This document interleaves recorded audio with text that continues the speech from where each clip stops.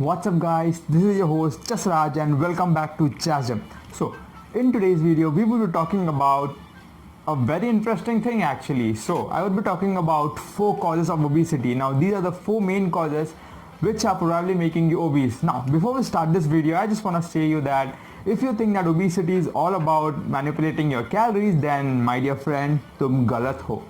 Today in this video, I'm going to prove it to you that more than calculating calories or more than caloric imbalances, obesity is more about hormonal imbalances. Yes, you heard it right. Sounds surreal kind of, right? But that's the truth, right? Obesity, more than caloric imbalance, it's about hormonal imbalance, and I would prove it to you in this video. So keep watching. And before we start today's video, if you haven't subscribed to my channel, then do subscribe it. Press the bell icon so that every time I post a video you get notified about it, and like this video, comment on this video after watching it, and let's begin.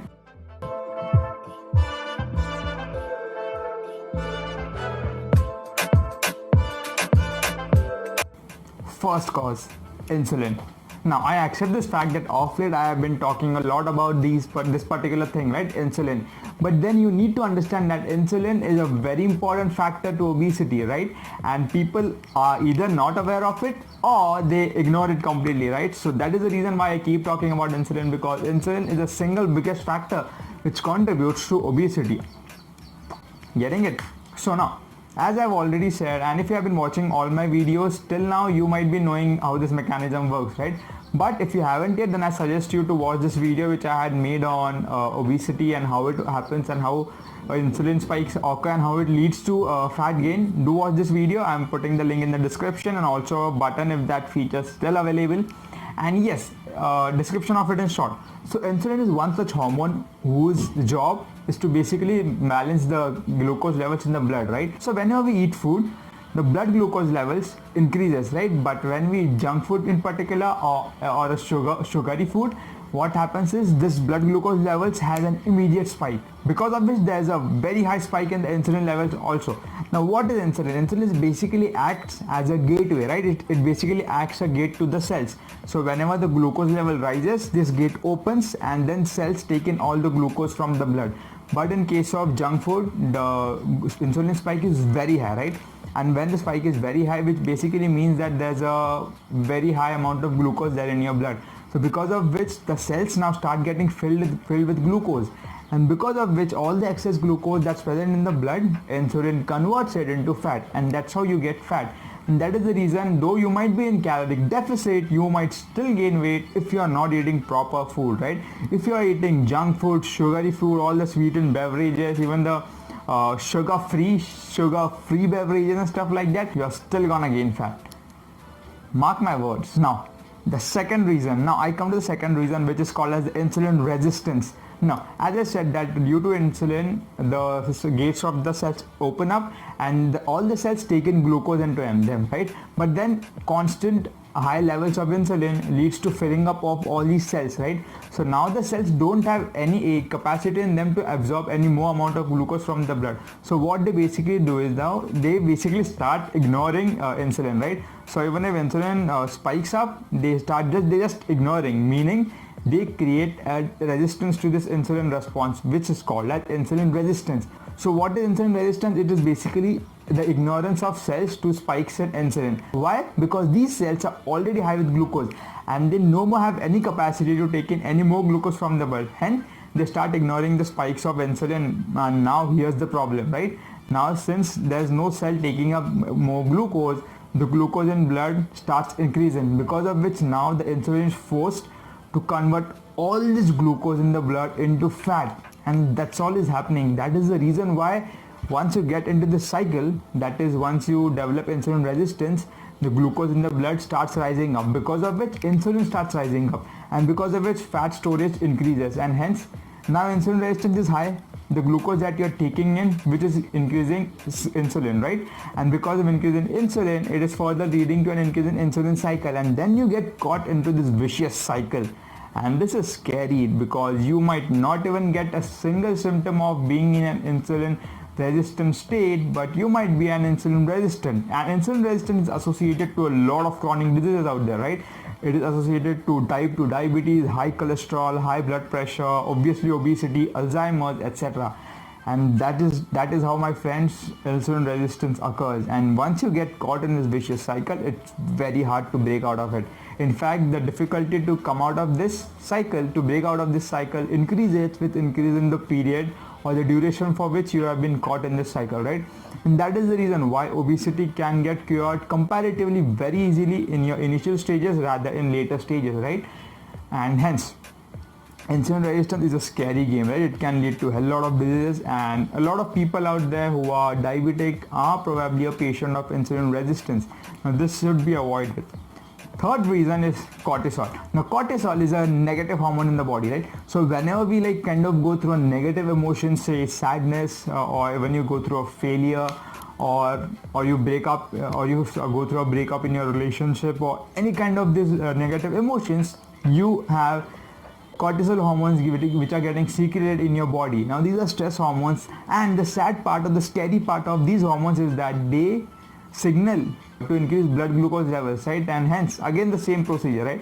Now cortisol, high levels of cortisol lead to high glucose levels, which in turn lead to insulin levels, and then fat storage, and again that procedure occurs.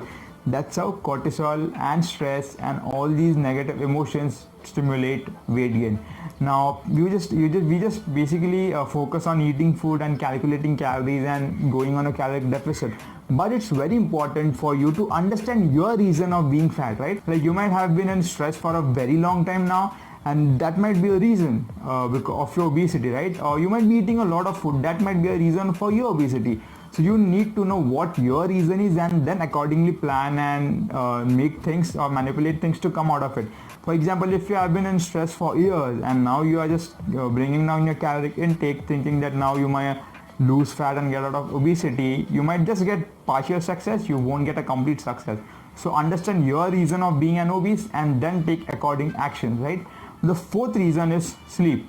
Now sleep is very important, and time and again we have heard a lot about sleeping, right?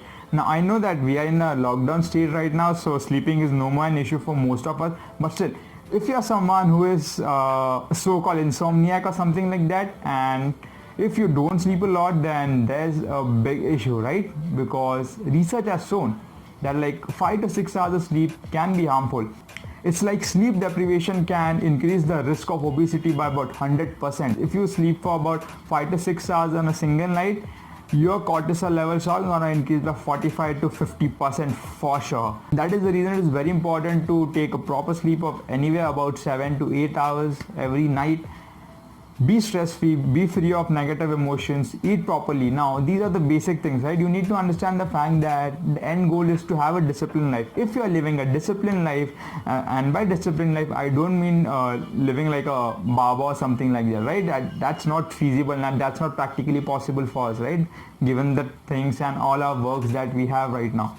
But you should take proper care of your body. This can be done by eating good food. Now that's the most important thing, right? Eat home cooked food, eat good food, don't eat junk food, don't eat sugary food. In fact, if you are a patient of insulin resistance, the first thing that you need to completely stop, forget about cheat meals and any of such days, right? If you are an insulin resistant, then you need to completely stop sugary beverages or any other things, even the artificial sweetener, that is the sugar-free product. You need to completely stop consuming these things to get back in shape. And breaking down the insulin and insulin resistance cycle is very difficult. It can be difficult with time. So if you are an obese, or if you are finding out that you are gaining a lot of weight, especially around your abdomen or your waist, that is these love handles on your tummy, if it's getting specifically the weight is getting accumulated over there, you are in a cause of concern and you need to take control of the situation. Very simple to do that. Control your insulin. How to do that?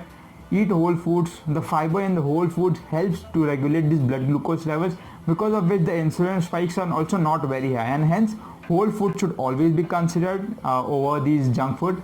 Second thing is, once your insulin is in control, the insulin resistance sky effect will also start slowing down slowly, okay? That's how it works.